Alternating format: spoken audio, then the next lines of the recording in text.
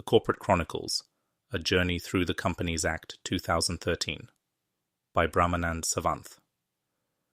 Let's start from the start. The beginning. Why do we need company laws? One day, Rohan sat at his favorite coffee shop, staring at his laptop screen. His dream of starting his own tech company was now a step away, but the legal formalities confused him. Why do we need so many rules just to start a business? He wondered aloud. Mr. Mehra, a retired corporate lawyer sitting at the next table, overheard him. I couldn't help but notice your frustration, he said with a smile. Are you planning to start a business? Yes. But the paperwork, the regulations, the registrations, it's overwhelming. Why can't I just start selling my software without all this hassle? Rohan asked. Mr. Mehra smiled. Let me tell you a story.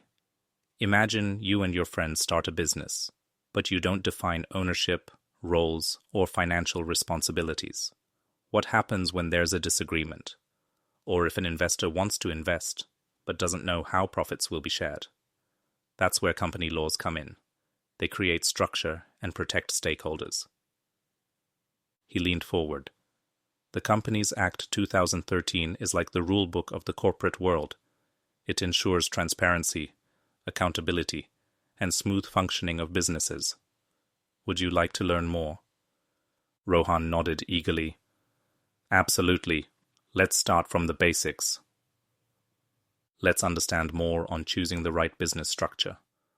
Rohan met Mr. Mehra again the next day, ready to take notes.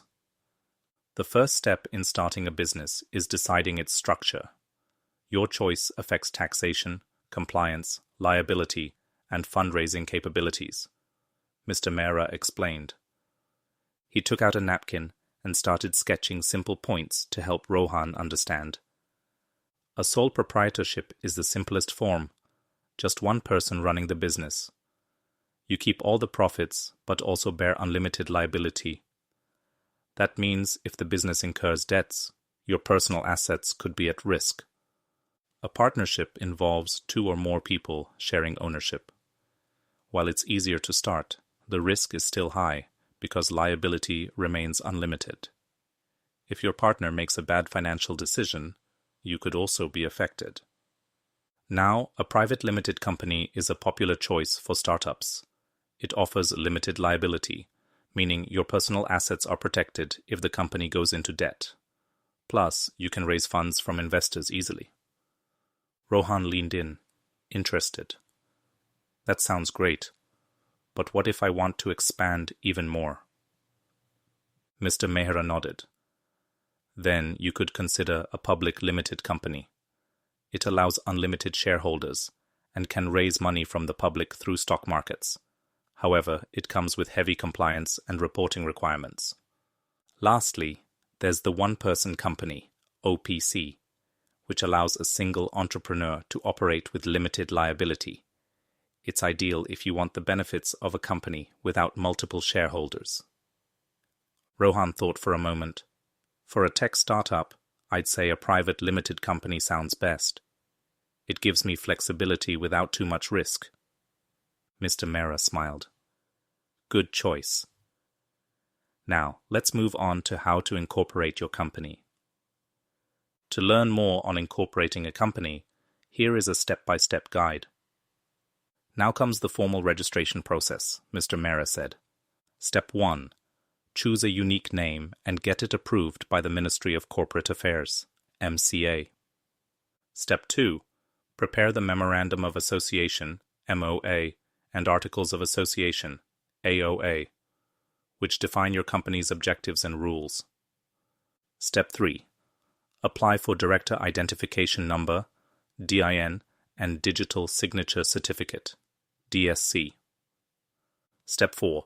File SPICE plus form with MCA to get the Certificate of Incorporation. Step 5. Get your IPAN, TAN, and open a business bank account. Within a few weeks, Rohan received his company's incorporation certificate.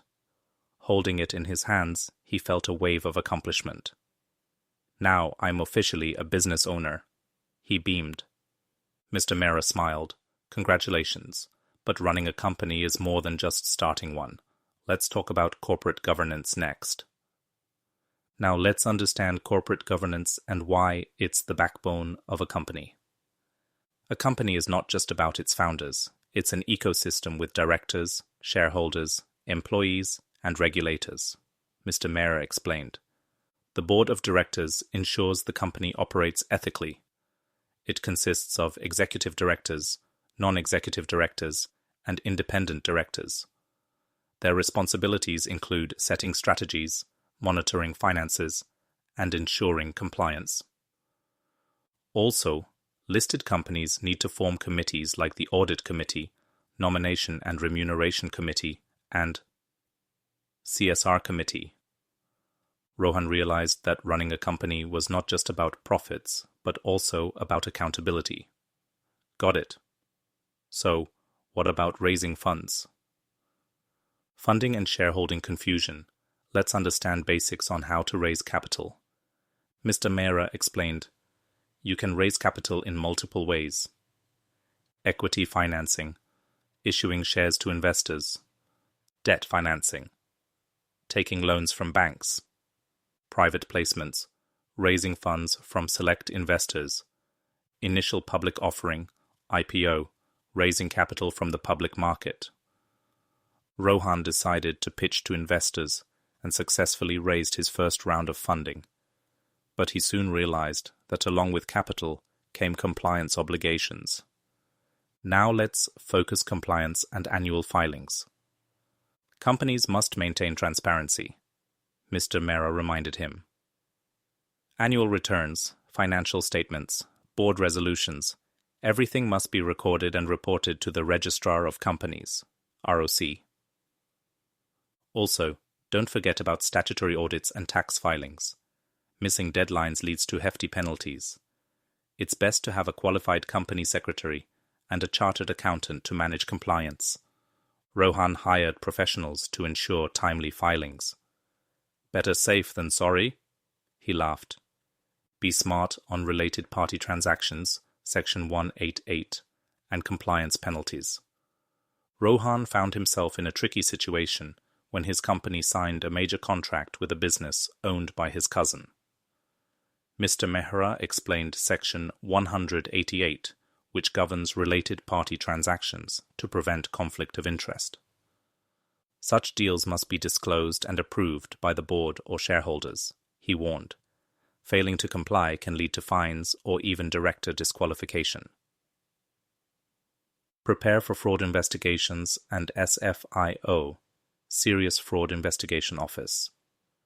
One day, Rohan received a notice from the SFIO regarding an investor complaint. Mr. Mehra guided him through the investigation, explaining how corporate fraud cases are handled under Section 447.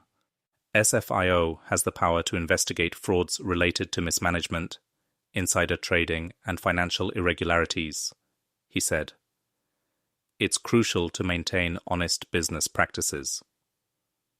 Very important, dormant companies and strike-off procedures. A friend of Rohan's had registered a company but never started operations. Mr. Mehra introduced him to dormant company status, Section 455, and how businesses can be legally struck off if inactive. If you don't want to run the business now but may in the future, apply for dormant status instead of letting penalties accumulate. Factoring corporate social responsibility, CSR. Rohan's company crossed rupees, 500 crore in revenue, making CSR mandatory. He launched an initiative for tech education in rural areas, fulfilling both legal and ethical responsibilities.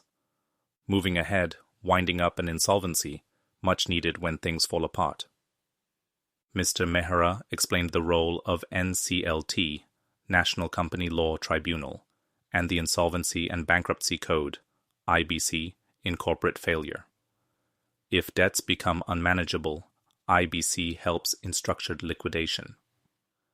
Finally, the journey continues. Reflecting on this journey, we realize that understanding the Companies Act 2013 had been the key to company success. The corporate world was no longer just about ambition. It was about knowledge, compliance, and responsibility.